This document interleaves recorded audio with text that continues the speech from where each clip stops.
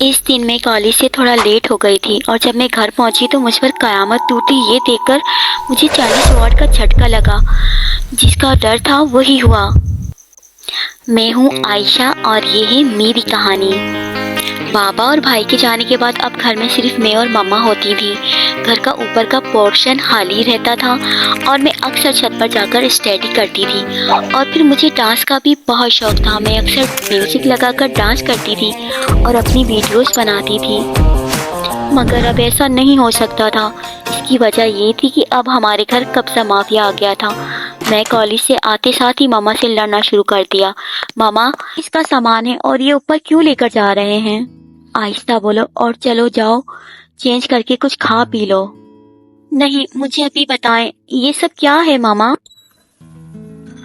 वो तुम्हारे बाबा के दोस्त का बेटा ताबिश कुछ अरसे के लिए हमारे यहाँ रहेगा। क्यों? यहाँ होटल और फ्लैट्स की कमी है, एक हमारे ही घर रह गया है। बेटा ऐसा नहीं कहते। तुम्हारे बाबा की इन्होंने बहुत हेल्प की थी जब उनको जरूरत थी, और फिर थोड़े ही अरसे की बात है। आपको मेरी खुशी की कोई परवाह नहीं। हाँ, क्या नाम बताया? ताबिश। बच्चों, तुम्हें मैं यहाँ उल्टे कदम ना भगाया तो मेरा नाम भी आयशा और फिरौन नहीं। मेरे जहन में खराफाती प्लान बनना शुरू हो गए थे। इस जंगल में एक ही शेर रह सकता है, I mean शेरनी। दुश्मन घर में घुस चुका था। मैं भी पूरी तैयारी कर चुकी थी। मामा की आवाज देने पर मैं किचन में गई तो बेटा ये नाश्ता ऊपर ले जाओ। वो जो बिन बुलाया मेहमान है, तुम बाज नहीं आओगी। ऐसा नहीं कहते। अब अच्छी बच्ची बनो और उसे देकर आओ। मेहमान है हमारा। मेहमान नवाजी तो आपकी ऐसी करूंगी ना कि याद रखोगे। मैंने मामा से स्वीट सी बच्ची बनकर नाश्ता लिया और मामा के जाते ही मैंने चाय में नमक और आमलेट में मिर्ची डाली और पहुंच गई मोर्चे पर। अरे ये सब करने की क्या जरूरत थी? हाँ, जरूरत तो नहीं थी।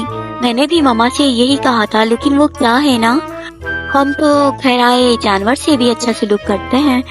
आप तो फिर इंसान जैसे हो। जी? हाँ जी, और ये रूम काफी अरसे से बंद पड़ा है। यहाँ अजीब अजीब आवाजें भी सुनाई देती हैं, लेकिन खैर है, आपने घबराना नहीं है।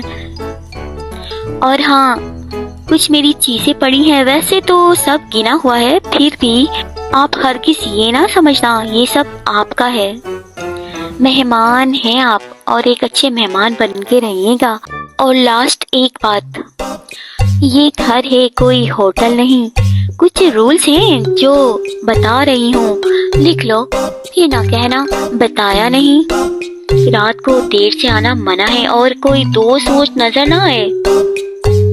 अब देख क्या रहे हो? वो नाश्ता।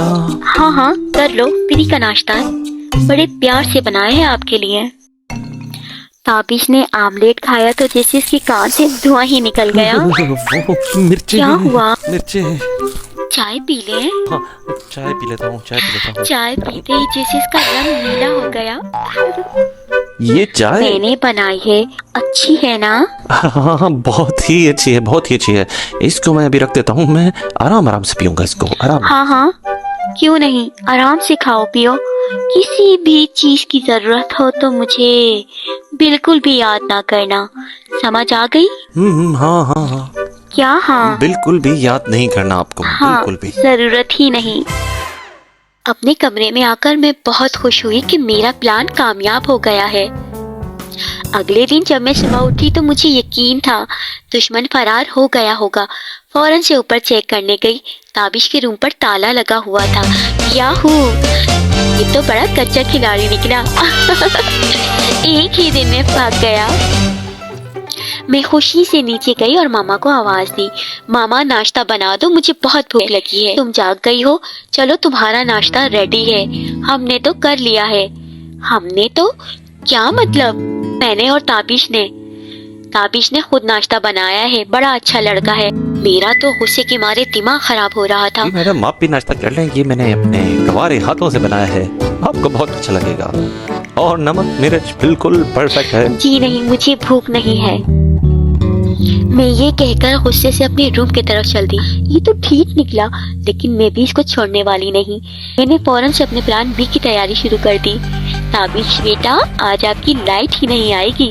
मैं रात को दबे कदमों से जाकर ऊपर पोर्शन की स्विच से लाइट ऑफ कर दी। काफी देर को सोने के बाद मैंने सोचा जाके देखे क्या हालात है दुश्मन के। जब मैं ऊपर गई तो ताबिश के खराटों की आवाज सुनकर मुझे इतना गुस्सा आया। वो भी कहीं का बगैर लाइट के आराम से सो रहा था। मेरे सारे प्लान फेल हो रहे थे और वो हर तरह से मामा को भी इम्प्रेस कर रहा था। पूरा महीना होने को था और वो अब भी यहाँ हमारे घर में मंडला रहा था किसी खुले सांड की तरह। एक दिन मैं अपनी कॉलेज फ्रेंड के साथ बाहर गई। वापसी पर हम लेट हो गए।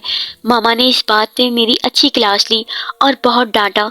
मैंने मामा से सॉरी भी किया, लेकिन मामा मुझसे फिर भी नाराज थी। मैं अपने रूम में जाकर रोने लग गई। किसी ने दरवाजे पर नॉक किया। मेरे जवाब ना देने पर दरवाजा खोल दिया।